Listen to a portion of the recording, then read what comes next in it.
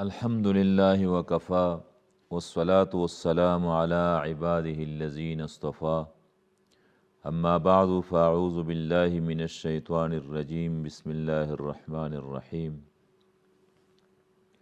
وقال الذين أشركوا لو شاء الله ما عبدنا من دونه من شيء نحن ولا آباؤنا ولا حرمنا من دونه من شيء كذلك فعل الذين من قبلهم فهل على الرسل إلا البلاغ المبين صدق الله العظيم إن الله وملائكته يصلون على النبي يا أيها الذين آمنوا صلوا عليه وسلموا تسليما اللهم صل على محمد وعلى آل محمد كما صليت على إبراهيم وعلى آل إبراهيم إنك حميد مجيد اللهم بارك على محمد وعلى آل محمد كما باركت على إبراهيم وعلى آل إبراهيم إنك حميد مجيد. زما مسلمانانو ورونو او د ملي رادیو تلویزیون څخه د ترجمې او د تفسیر اوریدونکو او د قرآن عظیم الشان د زده کړې مینوالو السلام علیکم ورحمت الله وبرکاتہ. نن زمونږ او ستاسې د تفسیر او د ترجمې په سلسله کې 15 آیات د سوره نحل د دینا شروع کیږي. دا مخکې رکوع سره ربط د دې رکوع ښکاره دی. مخکې کې بیان د شکایت د مشرکانو او نتایج د هغوی ذکر شوي او په دې کې هم بیان د شکایت د مشرکانو او نتایج د هغوی ذکر کیږي. همدارنګې مخکې رکوع کې هم تسلي و نبي علیه السلام دپاره چې پیغمبره که دا خلک ستا مخالفت کوي نو دغه رنګې د نورو پیغمبرانو هم مخالفتونه شوي دي او په دې رکوع کې هم تسلي ده نبي علیه السلام لره او همدارنګې اثبات د توحید د باری تعالی او د باس بعد الموت دا پکې ذکر کیږي او صداقت د قرآن عظیم الشان او خبائث د مشرکانو او بیان د فرائضو د نبی علیہ السلام او همدارنګې تسلی په ضمن د قصو د انبیاو سابقه وکي او قطع د تمې د ایمان د معاندینو نه چې ضدي خلک دوی پسې مه کیږئ چې هر څومره تاسو ورپسې شئ هغوی ایمان نه راوړي ضد او عناد اخیستی دي. نو فرمایي وقال الذین اشرکو ویلي هغه خلکو چې مشرکانو لو شاء الله ما عبدنا وی که چیرې غوښتی وی الله پاک موږ به عبادت نه وی کړی من دونه بغیر د الله پاک نه من شیء د هیڅ شي.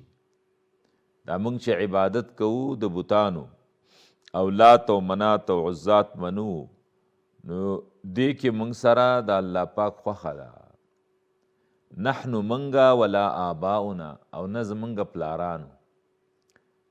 پلارانو چې دا عبادت د بوتانو کړی دی دیم د الله په خوښه کړی او که موږ یې کوو هم د الله په خوښه یې کوو. ولا حرمنا موږ به نه وی حرام کړی من دونه بغیر د الله پاک نه او بغیر د الله د ارادې نه من شیء څه شی. بعضې ځان نه محرمات به د مشرکانو کول. کذالک الله وی همدارنګې فعل الذین من قبلهم کول هغه خلکو چې مخکې د دوی نه وو. نو ای پیغمبره ته ورخطا کېږه دا نننۍ او پرونۍ خبره نه ده. دغه رنګې د ډېر وخت نه دا مشرکان او کافران د هر یو پیغمبر په وخت کې چې دي د خپل پیغمبر سره دغسې ضد او عناد کړی. اوس تا ته څه پکار دي فهل علی الرسل نشته په رسولانو باندې الا البلاغ المبین مگر رسول دی ښکارا. ولقد بعثنا فی کل امت او همدارنګې موږ لیږلي په هر یو امت کې رسولا یو پیغمبر د څه دپاره ان اعبدوا الله چې عبادت د الله وکئ. دا مسله څو کرته تیره شوه چې عبادت لفظ ذکر شي نو دینه مراد توحید د باری تعالی یعنی وحد الله، الله پاک واحد او لا شریک وګڼئ. او واجتنبوا الطاغوت، ځان وساتئ د شیطان نه، د شیطان د تابعدارۍ نه ځان وساتئ، د شیطان د عبادت نه ځان وساتئ. فمنهم من هدى الله، بعضی په دغه امت کې وو چې الله پاک ورته هدایت وکړ ایمان طرف ته، او مؤمنان شو د خپل پیغمبر سره اوږه په اوږه ودرېدل. او ومنهم من حقت علیه الضلالة، او بعضې په دوی کې وو چې ثابت شو په دوی باندې گمراهي او د الله امر یې ونه منه. نو فسیرو فی الارض، وګرځېږئ تاسې په ځمکه کې، فانظرو وګورئ کیف کان عاقبة المکذبین، چې څرنګه شو آخري انجام د نسبت د دروغ کوونکو د الله او د الله د رسول خبرو ته. نو هغوی تباه شو. دغه رنګې اهل مکه چې دي دوی به هم سخت ګزار خوري په بدر کې، او تاسو اوس ورته ورخطا کېږئ ما. ان تحرص علی هداهم، که ته حریص شي ای پیغمبره په هدایت د دوی، چې خامخا دوی هدایت موند کی، فإن الله لا یهدي، الله پاک هدایت نه کوي، من یضلو، هغه چاته چې گمراهی کی. چې الله پاک څوک گمراه کړی هغه ته هدایت څوک نشي کولی. او وما لهم، نشته دوی دپاره، من ناصرین، د معاونینو نه، د امداد کوونکو نه، د کومک کوونکو نه.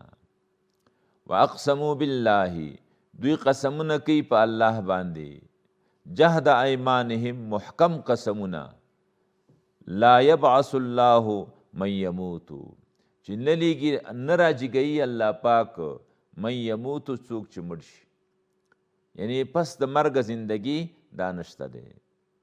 بلا داسې نه ده، وعدا علیه، وعده ده په الله باندې، حقا رښتینی وعده ده د الله پاک چې خامخا به پس د مرګ نه زندگی وي. ولکن اکثر الناس لا یعلمون، لیکن اکثر د خلکو نه نه پوهېږي په راجګېدلو باندې، او ځان نه دلایل وي چې دا خو خاوري شي او دا زرې شي او دا به بیا څنګه راجګېږي. نو د ځان خپل د ځان ته وګوره چې تا الله څنګه اول پیدا کړي، نو دغه رنګې دې بیا هم پیدا کوی شي. لیبین لهم، د پاره دی چې بیان کې دوی د پاره، الذي هغه، یختلفون چې دوی اختلاف کړی دی، فیه په دې کې دوی اختلاف په دې کې کړی چې پس د مرګ زندگی نشته او قیامت نشته او جنت او دوزخ نشته دی، هغه به ورته الله پاک وښیي. او ولیعلم الذین، او د پاره دی چې وښیي الله پاک هغه خلکو ته کفرو چې کافران دي، انهم کانو، چې بېشکه و دوی، کاذبین، دروغجنان. دوی په باس بعد الموت کې دروغجنان و چې پس د مرګ زندگی نشته دی. نو الله پاک به ورته وښیي چې دا دې شته دی. انما قولنا لشیء، نو دوی وایي چې پس د مرګ زندگی به څنګه وي، دا خو یو نفر نه دی، دوه نه دي، او زر نه دي، او یو کرور نه دي، یو ارب نه دي، د خدای مخلوقات دی. او خدای خبر چې نور به څومره مخلوقات پیدا کیږي، او د آدم علیه السلام نه تر دې دمه پورې د خدای مخلوق پیدا شوی دی او پناه شوی دی. نو الله پاک وایي چې دا الله په انسانانو باندې مه قیاس کوئ. انما قولنا، بېشکه وینا زمونږ لشین د پاره د یو شي، اذا اردناه، کله چې مونږه اراده وکړو د وجود د چې دی موجود شي، ان نقوله، هغه دا ده چې مونږ ورته وایو، الله وایي له دې شي ته کن شه فیکونو، نو کیږي. نو الله کن فیکون ذات دی. الله پاک ته د لښکرو ضرورت نشته، او نه د کارخانو ضرورت شته، او نه د فابریکو ضرورت شته دی. الله پاک د کن فیکون ذات دی. اوس دا مخکې رکوع کې بیان د مشرکانو او د هغوی خباستونه ذکر شو، او په دې رکوع کې هم خباست د مشرکانو ذکر کیږي. او دې ځای کې بیا بیان د فضائلو د مهاجرینو، اثبات د توحید د باری تعالی په دلایل عقلیه سره. هلته دلایل د عقلیه ذکر شو، او دلته هم دلایل عقلیه په توحید د باری تعالی باندې ذکر کیږي. والذین هاجروا فی الله، او هغه خلق چې هغوی هجرت کړی دی په لاره د الله پاک کې، من بعد ما ظلموا، پس د هغه نه چې په دوی باندې ظلم وشو، لنبوئنهم، زر دی چې موږ دوی ته ځای ورکو، فی الدنیا، په دنیا کې، حسنتن خیستا، یعنی الله پاک مدینه منوره ورته ورکړه او مدینه د نبی علیه السلام په برکت سره الله پاک منوره کړه او برکتي کړه. او د نبی علیه السلام د ورتګ نه مخکې مدینه داسې وه چې په دې کې به د ملاریا تبې په خلکو باندې راتلی او سخت مشکلات به او داسې سړی به چې ورغې هوا به پې بده لګېدله، یسرب به ورته ویلي. د نبی علیه السلام په تګ باندې الله پاک هغه امراض او هغه مصیبتونه ټول ختم کړه. ولا اجر الاخرت، او بدله د آخرت چې د اکبر و هغه ډېره لویه ده، لو کانو یعلمون، که چیرې دوی پوهیږي. الذین صبروا، هغه خلک چې صبر یې وکړو، وعلى ربهم یتوکلون، او پر رب خپل باندې توکل او بروسه کوونکي وو. وما ارسلنا من قبلک، منګه نه دي لیږلي ای پیغمبره مخکې ستانه الا رجالا، مگر نارینا. دوی به ویلي ولې فرشته نه راتله؟ نو دا 1,40,000 زیاتو کم پیغمبران ټول نارینه وو او ټول انسانانو. نو الا رجالا، مگر نارینم لیږلي، فرشتې او پیریانم نه دي لیږلي. نوحي الیهم، چې مونږ وحی کړی دوی ته. فاسألوا اهل الذکر، که نه پوهېږئ تاسې پوښتنه وکئ د اهل ذکر، د اهل علم نه. ان کنتم، که تاسو لا تعلمون، چې نه پوهېږئ. یعنی د یهودو نه پوښتنه وکئ. موسی علیه السلام څوک و؟ د عیسایانو نه پوښتنه وکئ چې عیسی علیه السلام څوک و. دغه رنګې د نورو اهل علمو نه پوښتنه وکئ چې چاته علم وي. دلته خو مراد مشرکانو ته الله پاک وایي چې تاسو د اهل کتابو نه پوښتنه وکئ. او دې کې مونږه دپاره هم درس دی. مونږه د قیامته پورې چې څومره مؤمنان دي، دې ټولو دپاره دا درس دی چې د دین په مسلو نه پوهېدئ، نو تاسو پوښتنه وکئ د اهل علمو نه. چې څوک په یو خبره باندې پوهېږي، نو د هغوی نه پوښتنه کول پکار دي. نو په هر یو شي کې نو دې نه تقلید ثابتېږي چې مطلب مونږه د الله په کلام باندې صحیح نه پوهېږو، په احادیثو باندې صحیح نه پوهېږو، نو د امام ابو حنیفه اتباع کوو، د هغه تقلید کوو. هغه چې کم رقم ترجمه موږ ته د حدیثو کړې ده او معنا یې د حدیثو کړې ده او مقصد یې د حدیثو رایستلی دی او تطبیق یې په حدیثو کې کړی دی او کومه ترجمه او تفسیر یې کړی د قرآن عظیم الشان، نو د هغې پسې موږ روان یو. نو دې ته مذهب وایي. نو مذهب څه بل شی نه دی داسې چې خامخا د اسمان نه یو شی دی راکېوتی دی او یا د ځمکې نه موږ رایستلی دی. نو مقصد مذهب د ټول مذهب خلاصه هغه دا شی دی. نو دلته الله پاک وایي چې فاسألوا اهل الذکر. بیا دوی وایي چې بیا یوازې د امام صاحب ولې کوئ؟ نو تقلید شخصي هم شته دی. ځکه حضرت یو صحابي دی ابو موسی اشعری، هغه یو چاته فتوا ورکړه او بیا فتوی چې ورکړه، هغه صحابي لاړه د ابن مسعود رضی الله عنه نه پوښتنه وکړه چې داسې دا مسله څنګه ده. هغه ورته ویلي وي که زه چېرته دغسې فیصله وکړم لکه ابو موسی اشعري چې کړي، نو زه به ګمراه شم. دا مسله داسې نه ده، داسې ده. هغه مبارک ورغی ابو موسی اشعري ته ویلي چې داسې ابن مسعود صاحب خو داسې خبره کوله، نو د هغه هم پې دماغو کار وکړو. نو ابن مسعود عبدالله دغه فرمایي ابو موسی اشعري او صحابي ته وایي ما دام هذا الحبر فیکم موجود فلا تسأل عن احد. تر څو پورې چې دا بحر د امت موجودي په تاسو کې، نو بل چا نه پوښتنه مه کوئ، یعنی یوازې د ابن مسعود نه پوښتنه کوئ. نو اوس چې په امامانو کې، په علماو کې امام صاحب ته الله پاک کوم شان او شوکت ورکړی و او درجه یې ورکړې وه، نو موږ یوازې د امام صاحب نه پوښتنه کوو. او د هر چا نه چې پوښتنه وکړو، نو بیا به تاسو غوندې داسې یو چې کله به یو ډله سره یو، کله بلې ډلې ته به وازه خوله نیولي. نو دغه رنګې هغه د طالبانو خوسی به رانه جوړي.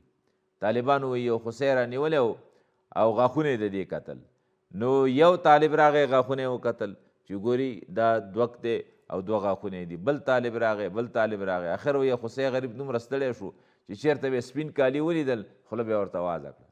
نو دغه رنګې هر یو چا ته خوله وازول دا نه دي په کار.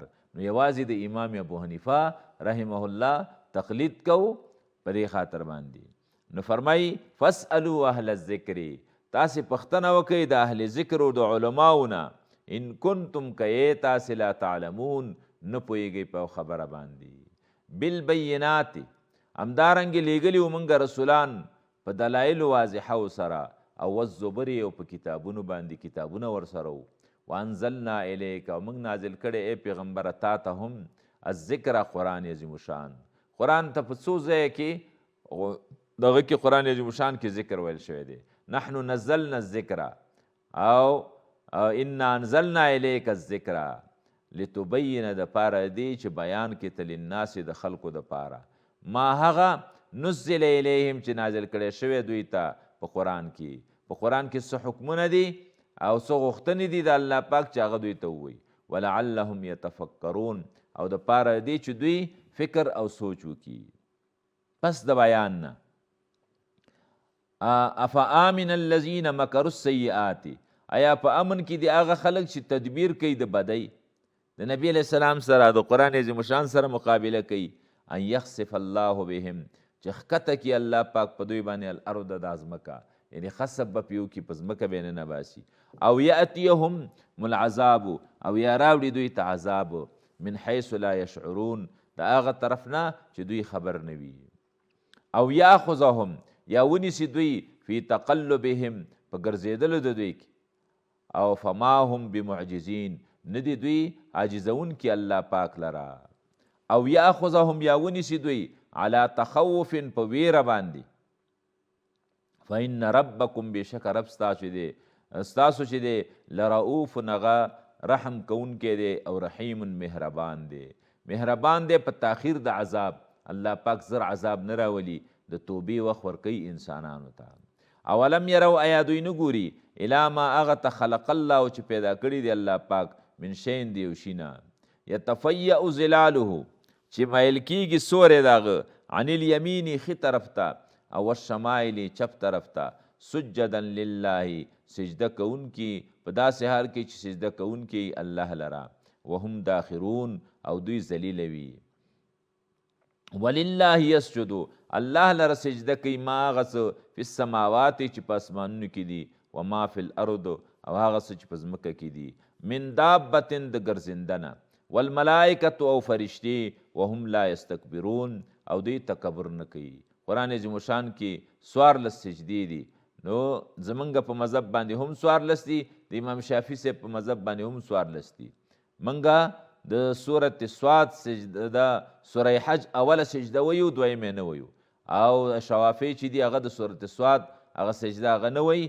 او د سوره حج دواړه سجدې وی د 14 سجدې دي د دواړو په مذهب باندې چې تلاوت چا وکړو یا تلاوت واورید پرادو باندې د دې کې اختلاف دی او بهر حال چې اوس څوک ملګری ناست دي نو هغه به خامخه اقرار هم پې کړی او وینا به هم کړي نو بیا خو بېشکه او بېشبې په اتفاق سره سجده په کار ده چې وکړي او نور اوس احتیاطاً که سجده وکړي نو ښه ده نو سجده کول په کار دي او نور په رادو باندې او په تلویزیون باندې چې سړی د سجدې تلاوت واوري نو په هغې باندې نشته دی او که همداسې سړی د تلاوت کوونکي نه د سجدې او دغه واوري آیاتو نو په هغه باندې بیا سجده په کار ده یخافون ربهم چې ویریږي د رب خپل نه من فوقهم بره د دوی نه ویفعلون ما یؤمرون او کوي هغه څه چې دوی ته څه امر کړی شوی دی نو ټول کائنات چې سجده کوي ای انسانه تم سجده وکړه چې ځمکه او اسمانونه سجده کوي او په اسمان او په ځمکه کې چې څه کائنات دي او څه مخلوقات دي هغوی الله ته سجده کوي نو تم سجده وکړه وقال الله لا تتخذوا الهین او دا مخکې کې بیان د اثبات د توحید د باری تعالی او شکایت د مشرکانو په دې کې هم اثبات د توحید او شکایت د مشرکانو دا ذکر کیږي او بیان د فضیلت الهی دا ذکر کیږي او موضوع د دې رکوع چې دا هم اثبات د توحید د باری تعالی په دلایل عقلیه او بیان د خبائثو د مشرکانو او د دوی نتایج الله پاک ذکر کوي نو فرمایي وقال الله او ویلی الله پاک لا تتخذو چې منیسئ تاسې الهینی دوه خدایان دی یو مشرکانو به ویلي یو خالق د خیر دی یو خالق د شر دی او نو تاسو دوه خدایان منیسئ اثنین دوه انما هو اله، بشک الله پاک چې دغه معبود دی واحد یو، فایای فرهبون، خاص زمانه ویریږي الله ورته وی. وله او دغه الله لره ثابت دی ما فی السماوات والارض، هغه چې په اسمانونو او په ځمکه کې دي. وله الدین واسبا، او د پاره دین دی واسبا لازمه، او ثابتا لا زوال له، چې هغه د پاره زوال نشتا. افغیر الله تتقون، ایا غیر د الله پاک نه تاسو ایریږئ. او وما بکم من نعمت فمن الله، او هغه څه چې تاسو ته نعمت درکړی شوی دی دا د الله د طرف نه دی. نو کوم نعمتونه چې الله درکړي او د نش نشته کړی دا الله کړی، نو چې الله کړی په کار دا ده چې د الله عبادت وکړي. ثم اذا مسکم الضر، کله چې ورسیږي تاسو ته تکلیف، فالیه تجأرون، نو دغه الله پاک ته تاسو زاری کوئ. تتضرعون، نو دې ته عاجزي کوئ او تضرع کوئ، نو په وخت اسانتیا کې هم الله پاک رابلی. ثم اذا کشف الضر، بیا چې کله لري کې الله پاک تکلیف عنکم د تاسو نه، اذا فریق منکم، پس ناګهانه یوه ډله د تاسو نه، بربهم یشرکون، رب خپل لره شریکان جوړوي. او د دوی په ګمان کې دا ده چې د الله پاک لره شریکان هم شته. لیکفرو، د پاره دی چې کفر وکړي، بما پاغه آتیناهم چې ورکړی دی ما دوی ته. نو څه وکئ؟ فتمتعوا، فیدا حاصله کوئ، فسوف تعلمون، زر دی چې تاسو به پوه شئ. ویجعلون، او ګرځوي دوی لما د پاره د هغه لا یعلمون چې نه پوهېږي، نصیبا حصه، مما د هغه نه رزقناهم چې ورکړی دی ما دوی ته. نو دلته حصه ورته ګرځوي. تالله، الله وی قسم دی په الله، لتسألن، خامخا به تاسو نه ای مشرکانو پوښتنه وکړی شي، عما په باره د هغه کې کنتم تفترون، چې وی تاسې تفترون د ځان نه دروغ جوړونکي. تفترون معنا یکذبون علی الله ویجعلون لله البنات، دوی ګرځوي الله له لورګانې. مشرکانو به ویلي دا ملایکې د الله لورګانې دي. الله پاک په دې باندې رد کوي چې ظالمانو داسې شی دی، لکه مخکې ما تاسو ته قصه کړې وه چې د عیسایانو سره په دیوبند مدرسې سره په هندوستان کې یو مناظره وه. هغه سید قاسم نانوتي رحمه الله د دیوبند بانی، هغه ورسره د مناظرې اعلان کړی و. بیا چې کله دواړه عیسایان هم راجمع شو، مسلمانان هم راجمع شو، بیا یو جوالي ورته ویلي چې صاحب زه به یو ساده خبره د عیسایانو ته وکم، د الله پاک ته زوی پیدا کول دا ښه کار دی که بد کار دی؟ که بدي خو یو هم بد دی او دوم بدي لس بد دی، او که نه ښه کار وي دا د الله صفت وي، نو زه یو جوالي یم، زما 9 زامن دي، او الله پاک چې د ټولې دنیا خالق او مالک او متصرف دی، د هغه صرف یو زوی شو په ټوله دنیا کې، نو په کار دا ده چې 1,00,000 زامن خو یې وی که نه. نو هغه عیسایان وتښتېدل. دې ځای کې الله پاک دا د مشرکانو باندې رد کوي چې مشرکان ویلې الله ته لورګانې دي. د ظالمانو خپل ځان ته نه غواړئ لورګانې، خپل هم چې لور پیدا شي نو بیا خفه او دلګیره او غمی در باندې، او لکه یو خروار خاورې چې چا در باندې اچولي، او رنګم تک زیړي او خړ پړ وي، نو لور باندې خفه کیږئ او الله ته لور غواړئ، الله ته لور ثابتوئ. داسې مه کوئ ظالمانو. ویجعلون لله البنات، ګرځوي دوی الله له لورګانې. سبحانه، اگر که لور چې دا ښه شی دی، حدیث کې راځي چې چا 3 لورګانې لویې کړي او واده یې کړي، نو الله پاک به ورته جنت ورکړي، او د دې لور د هر یو اندام په مقابله کې به الله د اندام د اور نه وساتي. چا پوښتنه وکړه و یا رسول الله که 2 لورګانې څوک لویې کړي؟ وایي 2 چې لویې کړي هم ورته الله ورکوي، او که 1 لویه کړه هم ورته الله اجر ورکوي. دغه رنګې که چا خورګانې لویې کړي او واده یې کړي، نو هم الله پاک ورته اجرونه او بدلې دا ورکوي. ویجعلون لله البنات، دوی ګرځوي الله له لورګانې. نو سبحانه، نو قل ورته وایه چې پاکي د الله پاک لره د دینه، الله د دینه منزه او پاک دی، الله لور ته ضرورت نه لري. ولهم ما یشتهون، او دوی د پاره هغه څه دي چې دوی غواړي، یعنی دوی ځان ته زامن غواړي او الله له لورګانې ثابتوي. واذا بشر احدهم کله چې زیری ورکړی شي یو د دې مشرکانو ته بالانثى په ښځه باندې چې لور دې پیدا ده نو ظل وجهه وګرځېږي مخ د مسودن تور د غم نه تک تور شي وهو کظیم او دی غمجن وي یتوارا من القوم پټیږي د قوم نه شرمیږي چې لور مې پیدا ده من سوء ما بشر به د بد هغه نه چې زیری ورکړی شوی دی په دې سره د دې بد زیري نه دی پټیږي یمسکه علی هون آیا بند کړی دی دې لره یعنی خپل ځان سره یادوي علی هون مع هون سره د خوارۍ نه ام یدسه فی التراب او که نه دی خښ کړی دی په خاوره کې یعنی په خاوره کې خښ کړی داسې ګردالوده دی او که نه په سخت غم او په حزن کې دی نو خپله داسې حالت دی نو الله وی الا خبردار ساء ما یحکمون ډیر بد دی هغه چې دوی کومه فیصله کوي چې دغه فیصله کوي چې الله ته لور ثابتوي چې ملایکې د الله لورګانې دي او خپله په لور باندې خفه کیږي للذین دپاره د هغه خلکو لا یؤمنون چې ایمان نه راوړي بالآخرت په آخرت باندې مثل السوء مثال د بد دی او ولله المثل الاعلى او الله لره مثال پورته دی اوچت دی وهو العزیز دا الله غالب دی او الحکیم حکمت والا دی غالب دی په انتقام اخیستلو د دې مشرکانو نه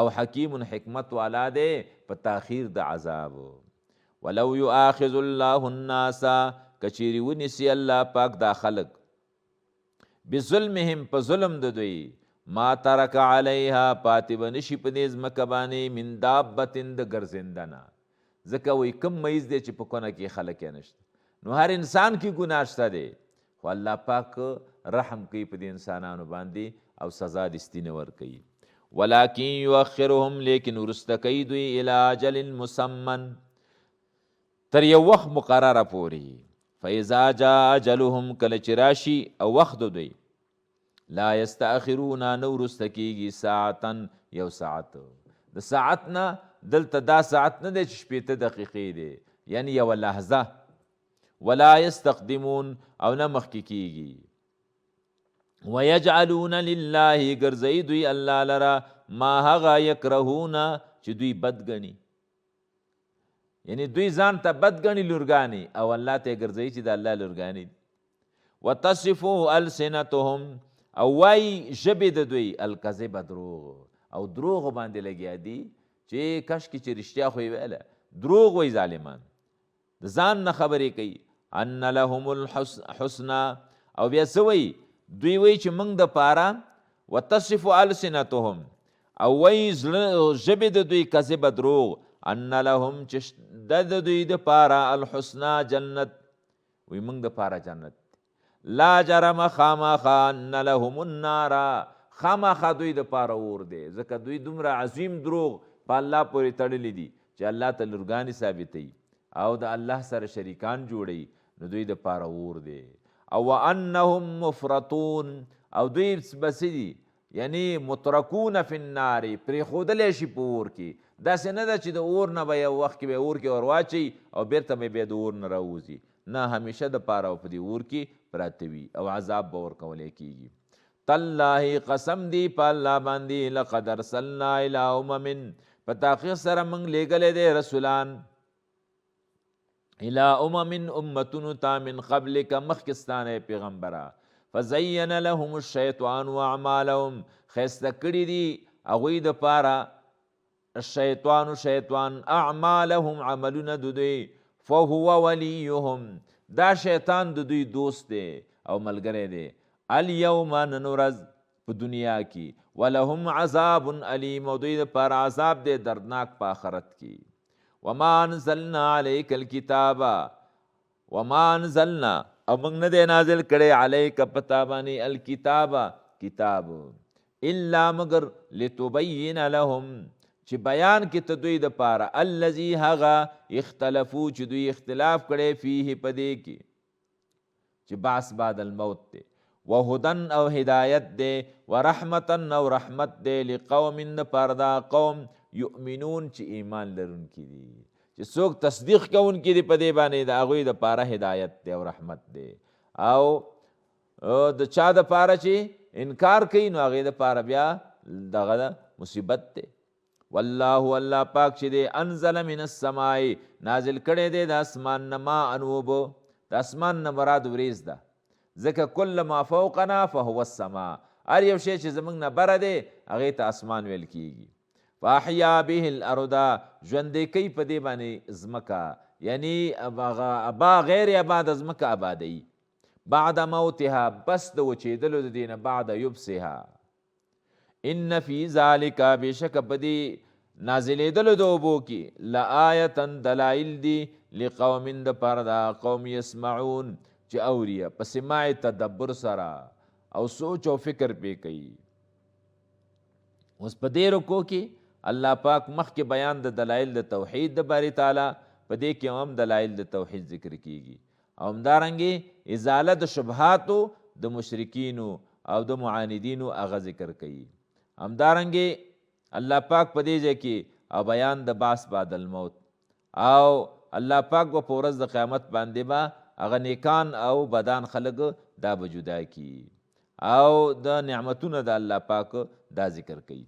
وَإِنَّ لَكُمْ فِي الْأَنْعَامِ لَعِبْرَةً، او تاسو دپاره دی په چارپایانو کې عبرت، یعنی درس دی تاسو دپاره په دې کې. نسقیکم منګه سکو په تاسو باندې،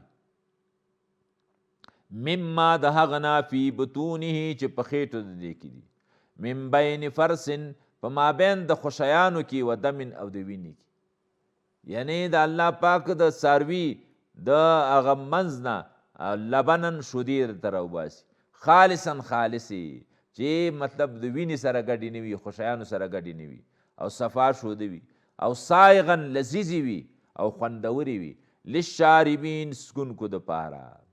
نو سکونکو دپاره الله د هدایت هغه چاته وکړي چې په دې شودو کې هغه نور شیان خلط کوي او ګډ کوي، یا اوبه پکې اچوي او یا پکې نور کیمیکل اچوي، د بدن د انسان دپاره نقصان کوي. نو په دې خاطر باندې شوده یو عظیم نعمت دی، ځکه چې دا مکمل غذا ده. یو خرما دا مکمل غذا ده، او یو شوده، ځکه د انسان د وجود دپاره مختلف شیان پکار دي چې دی وخوري. نو که یوازې شودې خوړل بس د دپاره کافي دي، بیا دا مکمل غذا ده، او دا بیا اوبم دي او خواړم دي، او همدارنګې کجورم ده او خرما دا هم داسې ده چې مکمل غذا ده. للشاربین ومن ثمرات النخیل، او د میوو دغه نه د خرما نه، والاعناب او د انګورو نه، تتخذون منه چې تاسو جوړوئ د دې نه سکرن شراب، شراب په دې وخت کې لا حرام نه و، او ورزقا او روزي ده په دې کې، لکه دا خرما چې خوري، حسنا ښایسته. ان فی ذلک بېشکه په دې کې لآیة دلایل دي د قدرت د الله پاک، د توحید د باری تعالی، لقوم دپاره دا قوم یعقلون چې پوهیږي. برگ درختان سبز در نظر هوشیار، هر ورقی دفتریست معرفتی کردگار. و اوحا ربک الی النحل، او وحی وکړه رب ستا الی النحل د شاتو مچۍ ته، ان اتخذي چې ونیسا من الجبال د غرونو نه بیوتن کورونه. الله پاک د شاتو مچۍ ته وحی وکړه. و اوحا ربک، نو هغه په اوله کې موږ تقسیم د وحی کړی و، یو وحی فطری ده، یو وحی ایجادی ده، او یو وحی روعی ده، او بل وحی د نبوت ده. نو وحی فطری هغه دې ته ویل کیږي، لکه د شاتو مچۍ ته الله پاک حکم کړی دی او لارې ورته ښودلې ده، ترتیب یې ورته ښودلی دی چې ما او تا په هغې باندې نه پوهیږو. څومره زبردست نظام، او د دې ټول نظام وی فایده ده، دغه مقصد او حاصل دا دی چې دوی ته الله پاک دومره شان ورکړی دی چې اوس د شاتو مچۍ په دې کې اختلاف دی چې دا شات د مچۍ لاړې دي او که میتیازي دي، خو به هر حال که میتیازي وي او که لاړې وي، دلته الله پاک دومره ذکر کړی چې د خېټو د دوی نه راوځي. نو ځینې وایي چې د دوی میتیازي دي، او یا لاړې دي. ګوره زهریله دغه دی حشره ده او سړی چې وچی چې دردم کوي او چې چلم کوي، خو لیکن الله پاکي په لاړو کې او یا په امتیازو کې دومره شفا اچولې ده او په خپل کتاب کې ګوره شفا ورته ویلې ده. دا د څه وجې نه؟ په دوی کې اتفاق دی او بل اطاعت پکې دی. نو اطاعت موږ او تاسو دپاره د امیر پکار دی او اتفاق پکار دی، یووالی پکار دی. الله دې په ټولو مسلمانانو کې اتفاق راولي او خصوصا په افغانانو کې دی الله پاک د اتفاق ماده پیدا کړي. نو دغه رنګې د شاتو مچۍ الله پاک ورته داسې یو شان ورکړی دی چې دوی یو ملکه ورته وایي، دا مصر او بادشاه چې ده، نو د ملکې په قمنده باندې دوی رواني، هغه چې کوم طرف ته روان شي نو دوی ټول ورپسې وي او په هغه ځای باندې ځي. او بله دا ده چې د دې سره داسې قمنده مني چې چا د دې د قمندې نه مخالفت وکړو، دلته د دې پیټۍ په مخ کې په دغه کې کوم ځای کې چې ګبینی وي د ده، نو دا ګبیني سره پولیس درولي وي او محافظین یې درولي وي، لکه څنګه چې یو ځای ته ځي او هلته محافظین وي او تلاشي کوي، نو هغه یې ګوري چې په غلط بوټي په زهریله بوټي خو د دوی نه یي ناست، که په غلط بوټي باندې کمه مچۍ ناست دی نو فوري هغه مچۍ وژني. بعضې وخت کې چې پام ورته وکړي د پیټۍ مخې ته مړې مچۍ پرتې وي یا د ګبیني مخې ته دا مړې مچۍ پرتې وي، نو دا دغه وجه ده چې تالاشي خامخا دوی پوښتنه کوي چې په غلط بوټي باندې نه ناست. دوی کې یو نظام دی لکه د حکومت غوندې، بعضې انجینران یې مقرر کړي دي، هغوی ورته دا کورونه جوړوي او ګوره دا کورونه په زراو په لکاو کورونه وي او ټول په یوه نقشه باندې وي او په یو دغه باندې وي، په یو د انچ او په دغه سره په ناپ سره په همغه یو اندازې سره وي، اندازه کې څه کمې زیاتې نه وي. نو مسدس شکل باندې دوی یو کور جوړوي. مسدس په دې خاطر باندې چې مربع جوړ کړي نو په کنجونو کې به شات پاتې کېږي، او چې مسدس وي او شپږ کنجونه ولري نو په دې کې شات بالکل نه پاتې کېږي، شات ترې نه ټول راوځي. نو دوی خپله بعضې دا مچۍ داسې کار کوي چې د دې دغه نه لکه په ګنیو کې دا د پاسه یو پشم غوندې وي، هغه پشم راوړي او موم ورته وایي، هغه موم راوړي د هغې نه دا کورونه جوړوي. نو ځینې خلک په دې باندې اخته وي چې هغه موم راوړي او دا کورونه ورته جوړوي، ځینې بیا دې باندې اخته وي چې دا کورونه یې جوړ کړه او بیا بچیان راوړي، دا بچیان خپله دا ملکه راوړي. تفاسیرو ذکر کړي دي چې دا ملکه په یوه هفته کې 6,000 نه واخله تر 12,000 پورې بچیان زیږوي، او دا بچیان چې وزیږوي نو د بچیانو د حفاظت دپاره نورې فرشتې وي. دغه رنګې دا شاتو نه چې کله دا دغه ډک کي دغه جوړ کړي دا کورونه جوړ کړي وي، دا چې شاتو نه ډک کي بیا د پاسه په یو پوخ ولګوي، هغه مهرلاک چې ورته وایي، مهرلاکي کي بیا چې مهرلاکي کي دا لوند وي او اوبه وي پکې، نو بیا د پاسه پې نورې مچۍ داسې بڼېږي او وزرې خورې کړي وي، دې دپاره چې دا وچ کي. نو که چېرته دا شاتو والا دا شات لږ پرېږدي نو بیا به ډېر ټینګ وي او ډېر دغه خوندور او لذیذ او مزیدار به وي.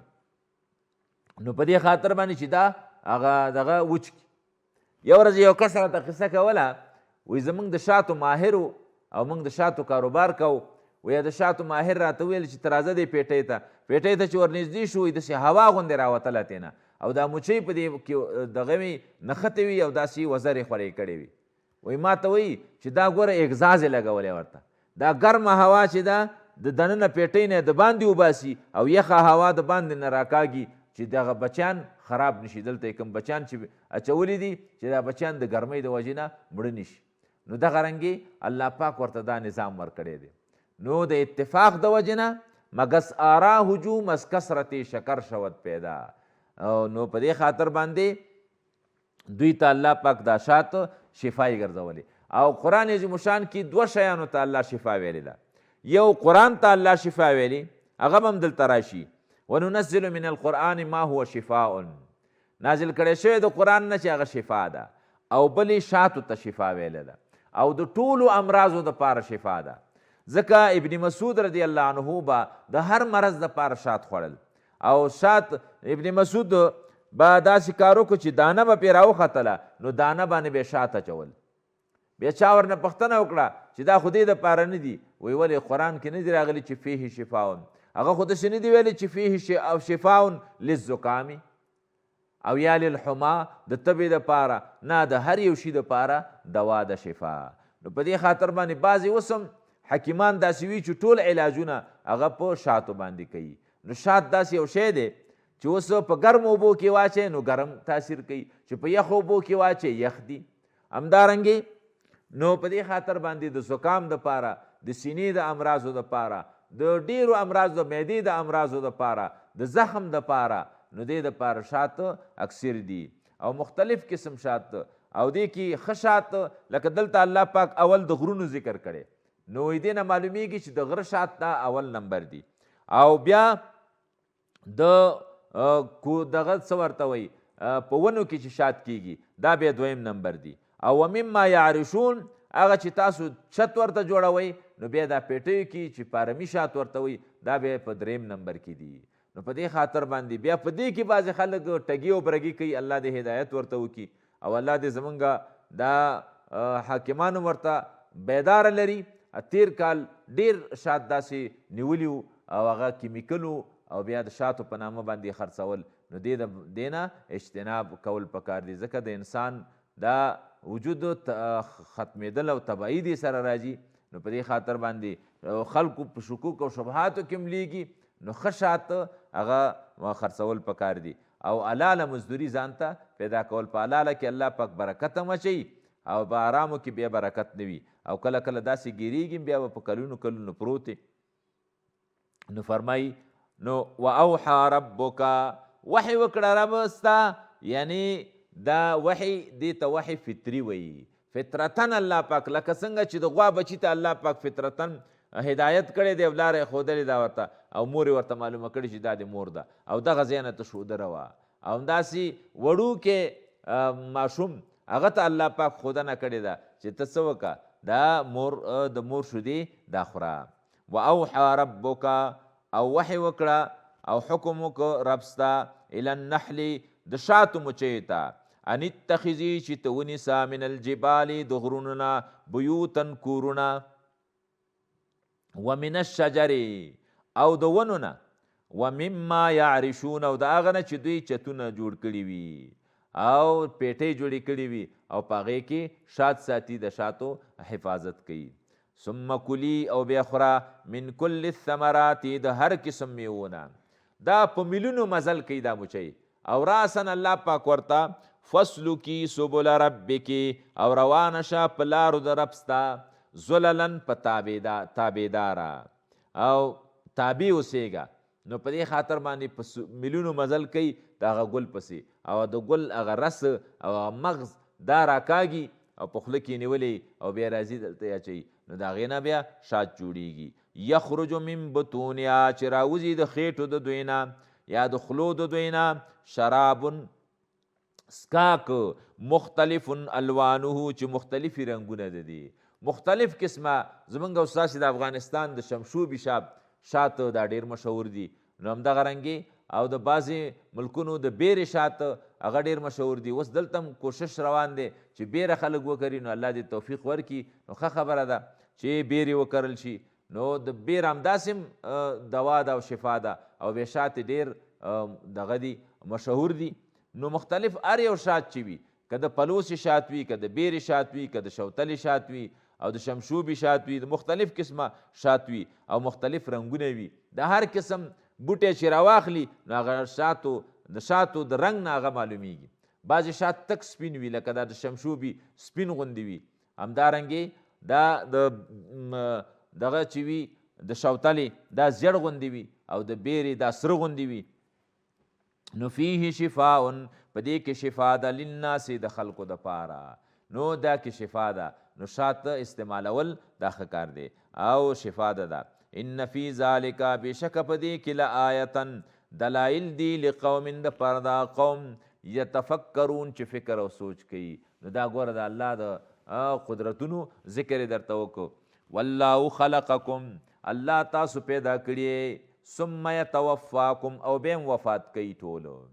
او ومنکم من یردو او په تاسو کې بعضې خلک هغه راګرځوي الی ارذل العمر، هغه ذلیل عمر ته چې هغه د بوډاتوب عمر دی او اخ او ټخ نه سړی وتلی وي او ذلیل بیا یې خپې هم کار نه کوي او لاسونه هم کار نه کوي او سترګې هم کار نه کوي، غوږونه هم کار نه کوي او هر څه پرېږدي، نو ارذل العمر ته راځي. یو خبره په دې کې اهمه یاده کوي، د جلالین حشي لیکلی دي تفسیر دی چې څوک د قرآن عظیم الشان تلاوت کوي او قرآن عظیم الشان سره علاقه لري نو هغه به الله پاک ارذل العمر ته نه راولي. او د دې ښکاره ثبوت ګوره دا دی چې دا څو کاله مخکې یو عالم و، هغه ته موږ ورغلو پوښتنه هم ترېنه وکړه مالې چې عمر دې څومره دی؟ وایي دغه مخکې میاشت کې 100 ته ورسېدو. بیا چې کله وفات شو نو د 150 کلو د 150 کلو په عمر کې زه ورغلمه، چا ویلي دا سبق وی مال چې دا باسي د تبرک دپاره به راوځي نو خلکو ته به یو آیات نیم وی یا به یو حدیث ورته وی چې یاره برکت پکې واچولی شي. نو چې کتل می 2 ساعته درس وکړو، 2 ساعت او درس ته زم کېناستم، نو زما په استادانو کې هم راغی. نو په دې خاطر باندې عالمان اکثریت چې تاسو وګورئ ډېر زیات عمر وي او چې ګوریا نو بالکل روغ رمټي. نو بعضې ارذل العمر ته راځي، نو عالم او هغه څوک چې د قرآن سره تړاو لري هغه ته ارذل العمر ته الله نه راولي. لکی لا یعلم چې پوی نشي بعد علم پس د علم نه شیئا په هېڅ شي باندې. ان الله بشک الله پاک چې دی علیم دانا دی او قدیر قدرت والا دی. وصلی الله تعالی علی خیر خلقه محمد وعلی آله وسلم.